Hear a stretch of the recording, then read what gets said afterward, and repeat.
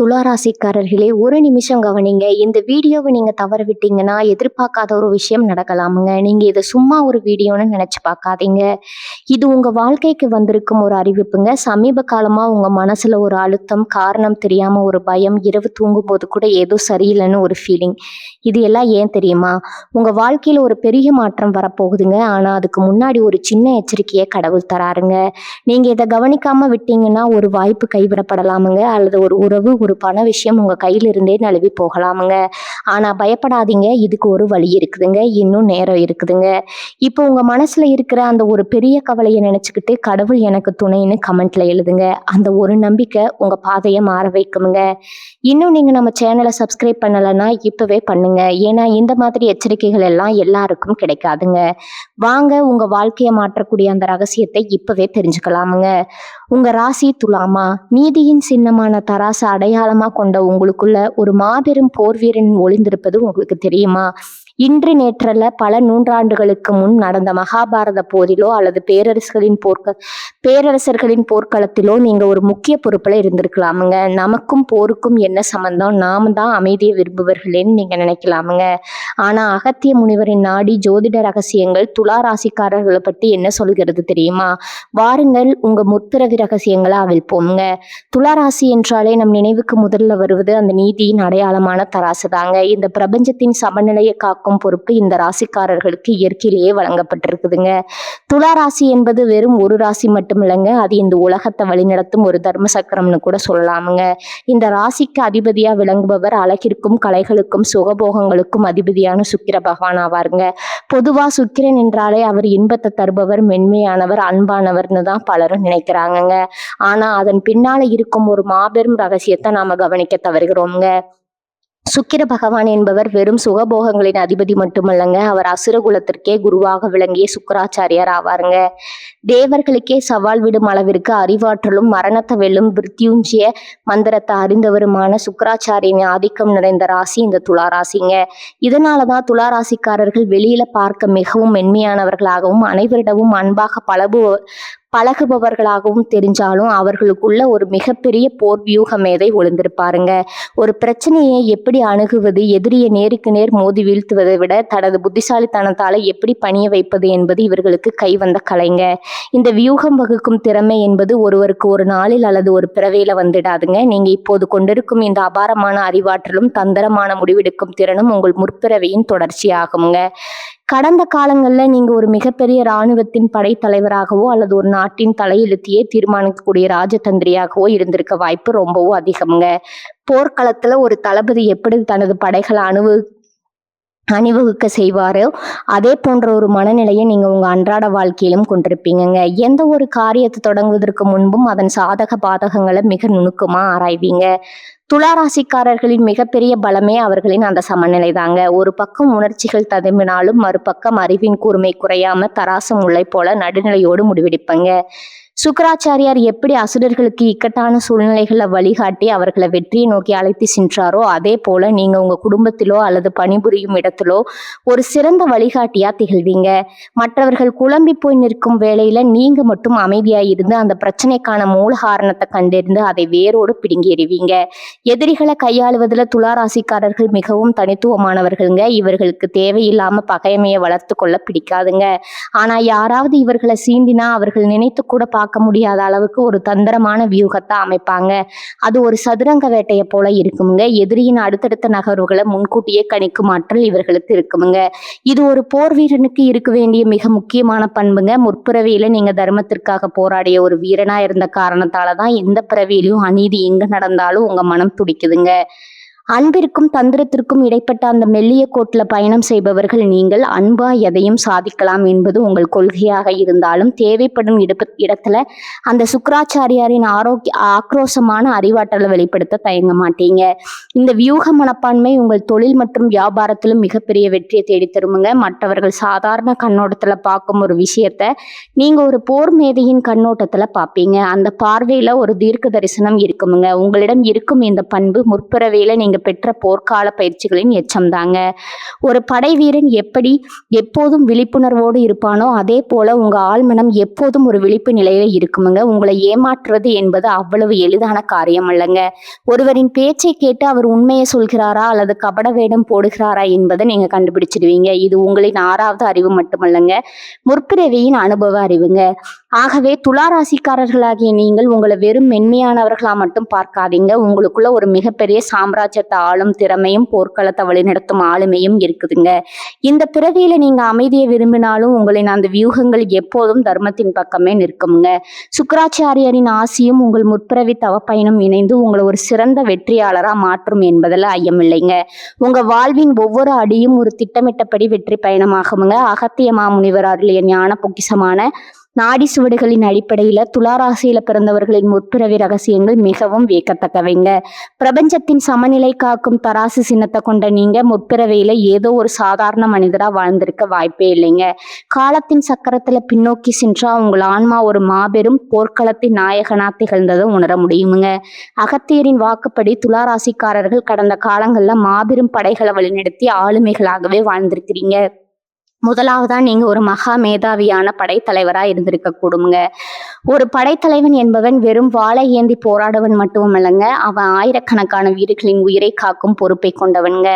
முன்னணியில நின்று ஆக்ரோஷமா போராடுவதை காட்டிலும் போர்க்களத்திற்கு பின்னால அமர்ந்து எதிர்நாட்டின் கோட்டைகளை எப்படி தகர்ப்பது, குறைந்த இழப்புல எப்படி பெரும் வெற்றியை பெறுவதுன்னு நுணுக்கமா திட்டங்களை தீட்டுவதில் நீங்க வல்லவரா இருந்திருப்பீங்கங்க.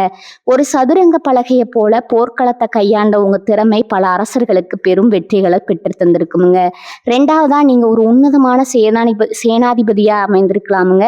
சேனாதிபதி என்பவன் அரசனின் நம்பிக்கைக்குரிய வலது கையா திகழ்பவன்க. அறநெறி தவறாத போர் முறைகளை பின்பற்றுவதிலும் தர்மத்தை நிலைநாட்டுவதிலும் நீங்க மிகுந்த உறுதியுடனும் இருந்திருப்பீங்க.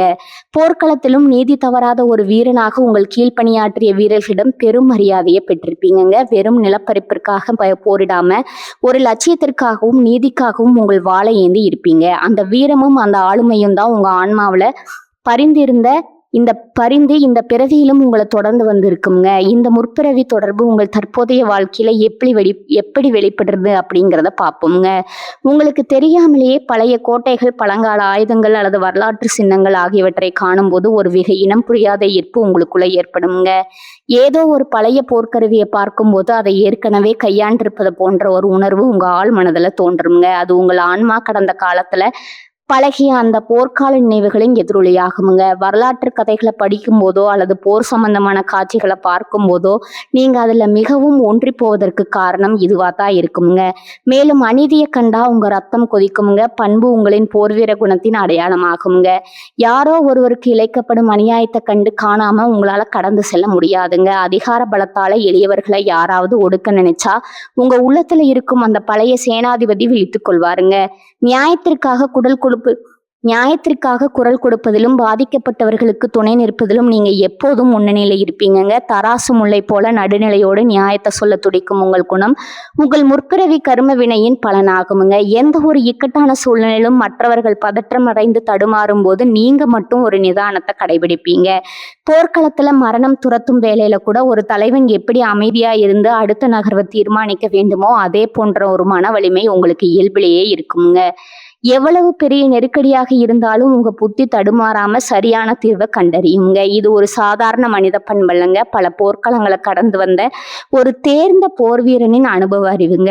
உங்கள் ஆள் மனதுல எப்போதும் ஒரு பாதுகாப்பு உணர்வும் விழிப்புணர்வும் இருந்து கொண்டே இருக்குமுங்க. உங்களை சுற்றியுள்ள மனிதர்களின் யார் உண்மையானவர்கள் யார் துரோகிகள் என்பதை மிக விரைவில் உங்களால் அடையாளம் காண முடியுமுங்க. ஒரு படைத்தலைவன் தன் ஒற்றர்கள் மூலம் தகவல்களை திரட்டி எதிரியின் சதியை முறியடிப்பது போல நீங்க உங்க உள்ளுணர்வால மற்றவர்களின் எண்ணங்களை முன்கூட்டியே கணித்து விடுவீங்க. இந்த அபாரமான கணிப்பு திறன் நீங்க முற்பிறவியில செய்த தவத்தினாலும் வழிநடத்திய போர்கள் அனுபவங்களினாலும் உங்களுக்கு கிடைத்த கொடையாகுமுங்க. அகத்தியர் போன்ற சித்தர்கள் மனிதனின் முற்பிறவிய வெறும் கதையா சொல்லலைங்க, அது ஒரு தொடர்ச்சியான பயணம்ங்க. துளாராசிக்காரர்களாகிய நீங்கள் இந்த பிறவியில ஒருவேளை அமைதியான தொழில்களில் ஈடுபட்டிருக்கலாமுங்க. ஆனா உங்களோட ஆன்மா ஒரு மாவீரனின் ஆன்மாங்க. நீங்க எடுக்கும் ஒவ்வொரு முடிவிலும் ஒரு ராஜதந்திரம் ஒளிந்திருக்குமுங்க. உங்களை சார்ந்தவர்களை பாதுகாப்புல நீங்க பாதுகாப்பதுல நீங்க ஒரு கவசமா திகழ்வீங்க. உங்கள் முற்பிறவியின் அந்த வீரமும் விவேகமும் இந்த பிறவியிலும் உங்களை ஒரு உயர்ந்த இடத்திற்கு அழைத்து செல்லும் என்பது உறுதிங்க. நீங்க ஒரு சாதாரண மனிதர் அல்லங்க. தர்மத்தை நிலைநாட்ட பிறந்த ஒரு மாபெரும் வீர பரம்பரையின் தொடர்ச்சி என்பதை எப்போதும் நினைவில் கொள்ளுங்கள். முற்பிறவி என்பது ஒரு முடிந்து போன கதை அல்லங்க. அது நாம் இந்த பிறவியில சுமந்து வந்திருக்கும் ஒரு நீண்ட பயணத்தின் தொடர்ச்சி ஆகுமுங்க. குறிப்பா துளாராசிக்காரர்களாகிய உங்க வாழ்க்கையில முற்பிறவியின் அந்த வீரன் செறிந்த போர் வாழ்க்கை ஏற்படுத்திய தாக்கங்கள் மிக ஆழமானவைங்க. ஒரு போர் வீரனா நீங்க செய்த புண்ணியங்களும், ஒரு படைத்தலைவனா நீங்க எடுத்த கடுமையான முடிவுகளும் கர்ம வினையா மாறி இந்த பிறவியில உங்க நிலை போல உங்களை தொடர்ந்து வருதுங்க. கர்ம வினை என்பது செய்த செயலுக்கான பலன் மட்டுமல்லங்க, அது உங்கள் ஆன்மாவின் முதிர்ச்சி அளவிடும் ஒரு தராசும் கூட. அன்று போர்க்களத்துல மரணத்தின் பிடியில் சிக்கியிருந்த எத்தனையோ உயிர்களை உங்கள் கருணையால நீங்க காப்பாற்றி இருக்கலாமுங்க. ஒரு தளபதியா இருந்து சரணடைந்த வீரர்களை மன்னித்திருக்கலாமுங்க. அல்லது போரினால் பாதிக்கப்பட்ட அப்பாவி மக்களுக்கு புகலிடம் அளித்திருக்கலாமுங்க. அன்று நீங்கள் விதைத்த அந்த நற்செயல்களின் பலன்தான் இந்த பிறவியில உங்களுக்கு தெரியாமலே உங்களுக்கு கிடைக்கும் உதவிகள்ங்க. உங்க வாழ்க்கையில மிகவும் இக்கட்டான ஒரு சூழ்நிலையில நீங்க சற்றும் எதிர்பார்க்காத ஒரு நபர் வந்து உங்களுக்கு உதவிக்கரம் நீட்டுவாருங்க. அவர் யாரோ ஒரு அந்நியர் அல்லங்க. அன்று உங்களால உயிர் பிழைத்த ஒரு ஆன்மாவின் தற்போதைய வடிவம் தாங்க. அவர் நல்ல நண்பர்களாகவும் உங்களை உயிரா நேசிக்கும் உறவினர்களாகவும் உங்களை சுற்றி இருப்பவர்கள பலர் உங்கள் முற்பிறவி போர்க்களத்துல உங்களோட தோளோடு தோல் நின்ற தோழர்களாகவோ அல்லது உங்களால வாழ்வு பெற்றவராகவோ இருக்க வாய்ப்பு அதிகமாக இருக்குமுங்க. அதே வேளையில கர்ம வினையின் மறுபக்கத்தையும் நாம் சிந்தித்து பார்க்கணுமுங்க. ஒரு மிகப்பெரிய படைக்கு தலைமை தாங்கும் போது நீதியை நிலைநாட்டவும் தர்மத்தை காக்கவும் நீங்க சில கடுமையான முடிவுகளை எடுக்க வேண்டி இருந்திருக்குமுங்க. ஒரு தளபதியா போர்க்களத்துல பலரின் உயிரை பறிக்க வேண்டிய கட்டாயம் உங்களுக்கு ஏற்பட்டிருக்கலாமுங்க. அல்லது ஒரு தேசத்தை காக்க சில தியாகங்களை செய்ய வேண்டிய சூழல் இருந்திருக்கலாமுங்க. அந்த செயல்கள் அனைத்தும் தர்மத்தின் அடிப்படையில செய்யப்பட்டிருந்தாலும் அவற்றின் சிறு தாக்கங்கள் இந்த பிறவியில உங்களுக்கு சில போராட்டங்களை தரக்கூடுமுங்க. எந்த தப்பும் செய்யாம உங்களுக்கு ஏன் சில சோதனைகள் வருதுன்னு நீங்க பல முறை யோசித்திருக்கலாமுங்க. உழைப்பிற்கேற்ற பலன் கிடைக்காமல் போவதும், நெருக்கமானவர்களே உங்களுக்கு எதிராக திரும்புவது போன்ற தடைகள் உங்கள் முற்பிறவி போர் வாழ்க்கையின் எஞ்சிய வினைகளா இருக்கலாமுங்க. இந்த கர்ம வினைகளை சரி செய்யவும் முற்பிறவி போராட்டங்களின் தாக்கத்திலிருந்து விடுபடவும் நமது முன்னோர்களும் சித்தர்களும் சிறந்த வழிகளை காட்டியிருக்கிறாங்க. இதுல முதன்மையானது அகத்திய மாமுனிவரின் வழிபாடு. சித்தர்கள தலைவராக விளங்கும் அகத்தியர் காலத்தின் கடந்த காலத்தையும் நிகழ்காலத்தையும் வருங்காலத்தையும் ஒரு சேர காணும் ஆற்றல் படைத்தவருங்க. உங்கள் ராசியின் ரகசியங்களை ஓலைச்சுவடிகளில் வைத்து அந்த மகாமுனிவரை வணங்குவதன் மூலம் உங்க ஆன்மாவில படிந்துள்ள பழைய கர்ம அழுக்குகள் மெல்ல மெல்ல மறைய தொடங்குமுங்க. அகத்தியரின் அருளாசி உங்களுக்கு கிடைக்கும் போது உங்க வாழ்க்கையில் இருக்கும் முட்டுக்கட்டைகள் நீங்கி ஒரு தெளிவான பாதை பிறக்குமுங்க. அகத்தியர் வழிபாட்டிற்கு அடுத்தபடியா உங்களது குலதெய்வ வழிபாடு மிகவும் முக்கியமானதுங்க. ஒரு போர் வீரனுக்கு தன் குலமும் அந்த குலத்தை காக்கும் தெய்வமும் தான் மிகப்பெரிய கவசமுங்க. முற்பிறவியிலும் நீங்க ஏதோ ஒரு குலதெய்வத்தை வணங்கித்தான் போர்க்களம் சென்றிருப்பீங்க. அந்த தெய்வத்தின் தொடர்பு உங்க ஆன்மனாவல இப்போதும் உறைந்து கிடக்குங்க. உங்க குலதெய்வ கோயிலுக்கு சென்று மனமுருகி வேண்ட கொள்வது, அங்குள்ள எளியவர்களுக்கு தான தர்மங்களை செய்வதும் உங்க கர்ம வினையின் வீரியத்தை குறைக்குங்க. உங்கள் முன்னோர்களின் ஆசையும் குலதெய்வத்தின் அருளும் சேரும்போது முற்பிறவியில நீங்க செய்த தவறுகள் மன்னிக்கப்பட்டு இந்த பிறவியில நீங்க நினைத்த காரியங்கள் தடையின்றி நிறைவேறுமுங்க. துளாராசிக்காரர்களுக்கு இயல்பாகவே தர்மம் செய்யும் குணம் இருக்குதுங்க. அந்த தர்மமே உங்களின் மிகப்பெரிய பாதுகாப்புங்க. அன்று வாள் பிடித்து போராடிய கைகள் இன்று பிறருக்கு உதவி செய்யும் கைகளா மாறும்போது உங்க கர்ம வினை பயன்கள் சுபமான பலன்களா மாறுங்க. நீங்க சந்திக்கும் ஒவ்வொரு சவாலும் உங்களை அடுத்த கட்டத்திற்கு தயார்படுத்தும் ஒரு பயிற்சியை தவிர வேறில்லைங்க. முற்பிறவியின் வீரத்தையும் இந்த பிறவியின் வேகத்தையும் இணைத்து உங்கள் குலதெய்வத்தின் துணையோடு நீங்க செயல்பட்டா உங்க வாழ்க்கை ஒரு வெற்றியாளனின் காவியமா அமையும் என்பதுல சந்தேகமே இல்லைங்க. உங்க ஆன்மா சுமந்து வந்த பாரங்கள் குறைந்து அமைதியும் மகிழ்ச்சியும் நிறைந்த ஒரு எதிர்காலம் உங்களை வரவேற்க காத்திருக்குதுங்க. பல்லாயிரம் ஆண்டுகளுக்கு முன்னால பாரத தேசத்தின் ஒரு செழிப்பான சிற்றரசரை தர்மன் என்ற குறுநில மன்னன் ஆண்டு வந்தாங்க. அவன் ஒரு துளாராசிக்காரங்க. அவனது ஆட்சி தராசு முல்லை போல நடுநிலையானதுங்க. ஆனா அண்டை நாட்டு மன்னனோ பேராசை பிடித்து தர்மனின் கோட்டையை முற்றுகையிட ஒரு பிரம்மாண்டமான படையுடன் வந்தானுங்க. தர்மனிடம் இருந்ததோ மிக குறைந்த எண்ணிக்கையிலான வீரர்கள் மட்டுமே. எதிர்ப்படை கோட்டையை சூழ்ந்த போது தர்மனின் தளபதிகள் பதற்றம் அடைந்தார்கள்ங்க. மன்னா, நாம் சரணடைந்து விடுவதே நல்லது, இல்லையேல் நம் வீரர்கள் அனைவரும் அடிந்து போவார்கள் என்று அவர்கள் அஞ்சினருங்க. அதாவது அனைவரும் மடிந்து போவார்கள்னு அவர்கள் அஞ்சினார்கள்ங்க. ஆனா தர்மன் அமைதியாக இருந்தான். அவன் ஒரு துளாராசிக்காரன் என்பதால அவனுக்குள்ள சுக்கராச்சாரியாரின் அந்த அபாரமான வியூகத்திறன் விழித்து கொண்டதுங்க. அவன் ஒரு தந்திரமான முடிவை எடுத்தான். கோட்டையின் கதவுகளை திறந்து வைத்துட்டு உள்ளே பெரும் விளக்குகளை ஏற்றி வைத்தாங்க. எதிரி மன்னன் குழம்பினான். இது ஏதோ ஒரு பெரிய சதி அப்படின்னு அஞ்சி முன்னேற தயங்கி நின்றாங்க. அந்த நேரத்துல தருமன் தனது சிறிய படையை 4 பிரிவுகளா பிரித்து காடுகளின் வழியா சென்று எதிர்ப்படையின் உணவு சேமிப்பு கிடங்குகளை தகர்த்தானுங்க. நேரடியா போராடுவதை விட எதிரியின் பலவீனத்தை அறிந்து செயல்படும் அவனது அந்த மாஸ்டர் பிளான் வேலை செய்ததுங்க. உணவின்றி குழப்பத்தில் இருந்த எதிர்ப்படை தானாகவே பின்வாங்கியதுங்க. ஒரு சொட்டு ரத்தம் சிந்தாம தனது புத்திசாலித்தனத்தால ஒரு மாபெரும் போரை வென்றான் தருமன். அன்று அவன் காட்டிய அந்த நிதானமும் நீதியும் தான் இன்று துளாராசிக்காரர்களாகிய உங்களிடம் இருக்கும் வியூகம் வகுக்கும் திறமைங்க. காலங்கள் கடந்தன, அந்த தர்மம் தான் என் துளாராசிக்காரராக பிளந்திருக்கிறாங்க. அன்று அவன் காப்பாற்றிய அந்த போர் வீரர்கள் தான் இன்று அவனுக்கு இக்கட்டான நேரத்துல உதவும் நண்பர்களாகவும் உறவினர்களாகவும் இருக்கிறாங்கங்க. அன்று அவன் எடுத்த சில கடினமான முடிவுகள் தான் இன்று அவனுக்கு சில தடைகளா வருதுங்க. ஆனா அவன் தன் குலதெய்வத்தையும் அகத்தியரும் வணங்கும் போது அந்த பழைய கர்ம வினைகள் நீங்கி மீண்டும் ஒரு வெற்றியாளரா நிமிர்ந்து நிற்கிறானுங்க. இது வெறும் கதையல்ல, துளாராசிக்காரர்களின் ஆன்மாவில் பதிந்துள்ள ஒரு வீர வரலாறுங்க. உங்களுக்குள்ள இருக்கும் அந்த தர்மன் எப்போதும் விழிப்புடனே இருக்கிறானுங்க. உங்கள் ஒவ்வொரு முடிவிலும் அந்த பழைய படைத்தலைவனின் அனுபவம் ஒளிந்திருக்குதுங்க. உங்க மனதிற்குள்ள என்றாவது ஒரு போர் வீரனை போல உணர்ந்திருக்கிறீர்களா? அல்லது உங்களுக்கு துப்பாக்கி சுடுதல், வாழ்வீச்சு போன்ற கலைகள்ல ஆர்வம் இருக்குதுங்களா? உங்க கருத்துக்களை கமெண்ட்ல சொல்லுங்க. துளாராசிக்காரர்களே, நீங்க வெறும் அமைதி புறாக்கள் மட்டுமல்லங்க, தர்மத்தை நிலைநாட்ட பிறந்த போர் வீரர்கள்ங்க. இந்த வீடியோ பிடிச்சிருந்தா லைக் பண்ணுங்க. உங்க துளாராசிக்கார நண்பர்களுக்கும் ஷேர் பண்ணுங்க. துளாராசிக்காரர்களே, இந்த வீடியோவை இவ்வளவு நேரம் முழுசா பார்த்ததுக்கு ஒரு அர்த்தம் இருக்குதுங்க. நீங்க வாழ்க்கையை சும்மா வாழ்ந்துட்டு போறவங்க இல்ல, ஒரு இலக்கை கொண்டு வாழ்க்கையை வாழ்றவங்க. சில நேரம் வாழ்க்கை உங்களை சோதிச்சிருக்கலாமுங்க. சில விஷயங்கள் நம்ம கையில இருந்தும் நழுவி போயிருக்கலாமுங்க. அதனால நீங்க மனசு உடைஞ்சு போன நேரங்களும் இருக்குமுங்க. ஆனா ஒரு விஷயம் மட்டும் மறந்துடாதீங்க, அந்த ஒவ்வொரு அனுபவமும் உங்களை உருவாக்கி இருக்குதுங்க. இன்னைக்கு நீங்க இவ்வளவு ஸ்ட்ராங்கா இருக்கீங்கன்னா அது அந்த கஷ்டங்களால தாங்க. இப்ப நீங்க நிக்கிற இந்த நிலை ஒரு முடிவு இல்லைங்க, அது ஒரு பவர்ஃபுல்லான ஸ்டார்டிங் பாயிண்ட்டுங்க. ஜோதிடம் என்ன சொல்லுது தெரியுமா? உங்க வாழ்க்கை மெதுவா ஒரு நல்ல பாதைக்கு திரும்புது. நீங்க எதிர்பார்த்த அந்த மாற்றம் அதிக தூரத்துல இல்லைங்க. ஆனா அந்த மாற்றத்தை அனுபவிக்கணும்னா ஒரு விஷயம் மட்டும் தேவைங்க, அதுதான் உங்க நம்பிக்கைங்க. நீங்க உங்களை நம்பணும், உங்க முடிவுகளை நம்பணும், உங்க பாதையை நம்பணுங்க. ஏன்னா நீங்க நம்புற அளவுக்கு தான் உங்க வாழ்க்கை உங்களுக்கு திரும்ப கொடுக்குமுங்க. இப்ப இருந்து என்ன ஆகும்னு பயப்படுறத விட்டுட்டு என்னால முடியும்னு நம்ப ஆரம்பிங்க.